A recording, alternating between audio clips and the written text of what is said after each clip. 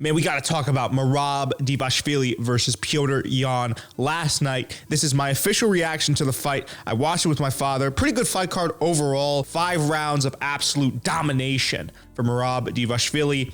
Puts the bantamweight division in an interesting conundrum because obviously his teammate Aljamain Sterling still sits atop the rest. He's going to be defending his title in Newark, I believe in May, against Henry Cejudo, which I'm going to try to make it out for. But Merab has kind of been climbing up this murderer's row of guys, right? And taking out Petr Yan, a guy that a lot of people thought would make this a competitive fight, myself included. It's that constant forward pressure that's really the X factor with Merab. I saw MMA Guru talking about the fact that he doesn't really do anything special. He just has that gas tank.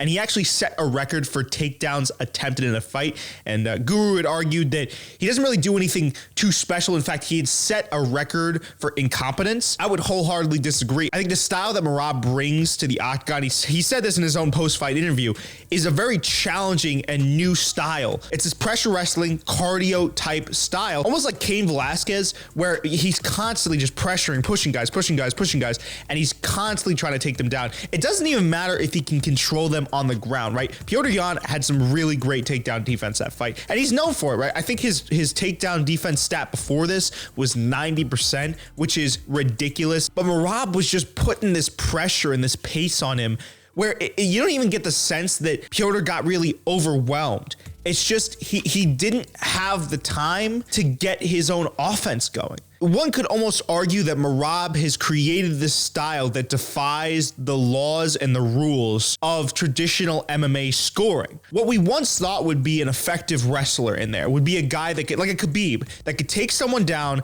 and control them for all 25 minutes and have some crazy ground control stat. But what Merab is doing is he's almost, the way I thought about it last night was, and I was watching the MMA Guru video, I was thinking about this, it's almost like an NCAA or a high school folk style wrestling type of point scoring system he has for himself, where you get as many takedowns or as many attempts as possible and you're pushing the pace the entire fight. What his game is now predicated on is kind of just aggression. To Guru's point, he didn't look good standing up. In fact, you could argue that he looked kind of sloppy, but what really made the difference, again, was that the threat of the takedown. You really can't even call it the threat of the takedown. You can call it the threat of him diving in on your legs and unsuccessfully getting it, but you not being able, if you're Petr Yan, not being able to even think about setting up your own combinations or your own wrestling offense. I mean, it was ridiculous. And so just as a fan of the sport and a fan of grappling overall, I can really respect what Merab Dvalishvili has done in that sense, where he is introducing this new lifeblood, this new kind of style of wrestling into the sport. And I think it should be interesting to see how other guys try and replicate it or try and break it down or try to create plans to even beat that style from him. Super duper fascinating stuff, man. But it does present, again, a problem for the bantamweight division because Aljamain Sterling, his teammate and his friend, a guy he's vowed never to fight until Aljamain goes up in weight,